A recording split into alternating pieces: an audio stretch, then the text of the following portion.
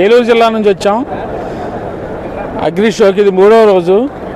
జనం చాలా విపరీతంగా ఈ రైతులందరూ ఈ అగ్రి షోకి రావడం, ఇక్కడ అనేక కొత్త రకాల పరికరాలు ఇక్కడ మేము చూడడం జరిగింది. మంచి విత్తనాలు కానీ, అలాగే ఎరువులు ఎలా వాడాలో, ఇవన్నీ ఆధునిక పద్ధతులు, ఆధునిక వ్యవసాయం ఎలా చేయాలో ఇక్కడ ఈ షో ద్వారా తెలుస్తోంది. చాలా ఈ రైతు బడి అగ్రి షో ఏర్పాటు చేసిన వారికి మనస్ఫూర్తిగా కృతజ్ఞతలు తెలియజేసుకున్నాను.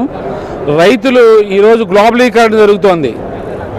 రైతులు మరింత నాలెడ్జ్ పెంచుకోవడానికి ఇలాంటి షోలు చాలా ఉపయోగపడతాయి.